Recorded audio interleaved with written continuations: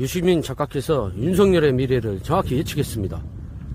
윤석열은 자진 사퇴가 아닌 탄핵으로 갈 수밖에 없다는 예측을 하셨는데 무식한 지도자가 이 나라를 망치는 꼴을 더 이상 두고 볼 수 없다는 윤석열의 말로는 비참할 것이라는 유시민의 예측 한번 들어보시죠. 어쨌든 지금 정치권, 다시 말해 국회에서는 개헌, 탄핵 이 두 가지 이야기들이 지금 다 나오고 있는 것 같아요. 자, 그러면 앞으로 어떤 방법론으로 갈 것인지 그거를 한번 이야기하면서 마무리를 좀 짓겠습니다. 근데 개헌은 아이디어는 좋은데 지금 이 노무현 대통령이 임기 단축을 전제로 한 국회의원 선거와 대통령 선거 주기를 2년 단위로 맞추는 개헌을 제안했던 게 20년 전입니다. 지금이 딱 그 시기거든. 네. 그래서 이제 조국 대표가 그 임기 단축을 전제로 해서 네. 2년 주기로 대통령 선거와 국회의원 선거를 반복하는 중임제 개헌을 네. 지금 제안을 한 거죠. 네. 근데 이제 개헌 논의는 되게 복잡해요. 이렇게 짧은 기간에 끝이 안 난다. 엄청 어렵구나. 네. 그래서 그거는 중요한 이슈긴 한데 윤석열이 뭐 받아들일 리가 없잖아요. 자기 임기 단축을. 죽었다 깨도 안 받아들이지. 네네네. 그러니까 현직 대통령이 계속 방해를 하는 와중에 그 여러 가지 쟁점이 있는 개헌 논의가 정상적으로 되기는 어렵다고 저는 봐요. 개헌은 현실적으로 네. 쉽지 않을 것 같다. 그리고 이제 할 수 있는 게 탄핵인데 결국에 어떤 식으로 가냐 하면 윤석열의 임기는 2027년 5월 8일 자정에 끝나잖아요. 어버이날에? 네, 5월 8일 자정에 끝나요. 네. 진짜 많이 남았네. 27년. 네. 근데 아유. 그 국힘당 정치인들은 그 뒤에도 그 전에도 계속 정치를 해야 돼요. 네. 근데 지금 묘한 게 2년 후에 6월에 지방선거가 있고요. 네. 9달 후에 대통령 선거가 있습니다. 지방선거 이후 9달. 네, 9달. 지방선거가 끝나고 9달 네. 이후에 그 대통령 선거가 있고, 그 다음에 그 대통령이 민주당이 만약 대통령이 되면 그 대통령이 취임하고 11달 됐을 때 총선이 있게 돼요. 근데 이 시나리오를 딱 보면 네.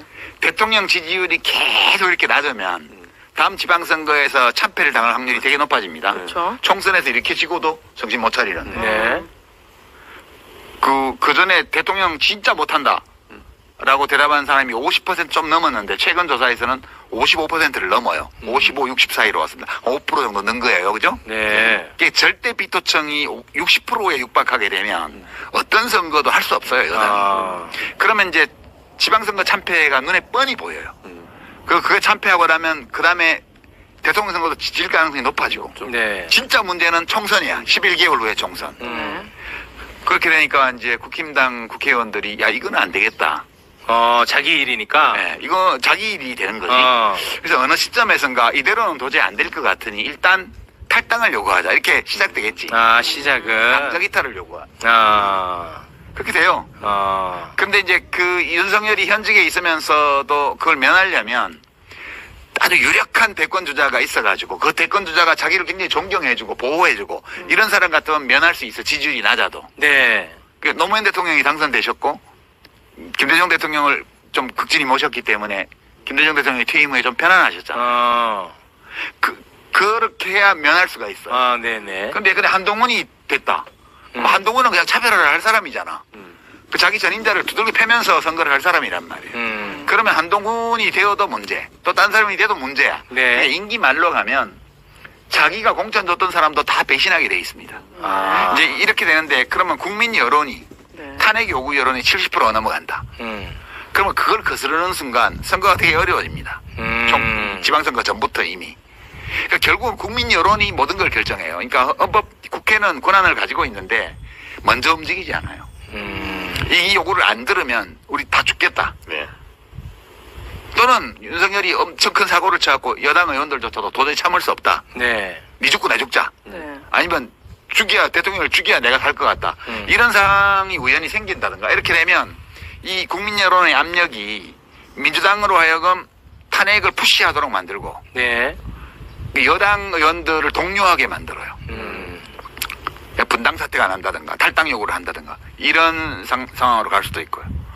그렇게 해서 그 압력이 계속 작용을 하면 탄핵으로 갈 수 있죠. 그러니까 결국은 국민 여론이 모든 걸 결정해요. 제가 볼 때는. 네. 근데 이게 어떤 계기로 어느 시점에서 어떤 양상으로 이 탄핵 사태가 생길지는 모르겠지만 그거는 아무도 몰라요. 윤석열 대통령은 지금 언제 배가 엎어질지 모르는 그 탄핵 민심이 넘실대는 파도를 뚫고 지금 가는 거예요. 아, 위태롭다. 네. 정면 대결을 선포를 하고 네. 이렇게 가는 건데 진짜 엎어질 위기가 와도 모를 것 같아. 본인은. 야, 근데 국민 여론이라는 게 참 진짜 알기가 어려운 것 같아요. 제가 그냥 제 느낌에는 와, 지금 일어나는 일들 이 정도만. 이해하기 굉장히 어려운데 네.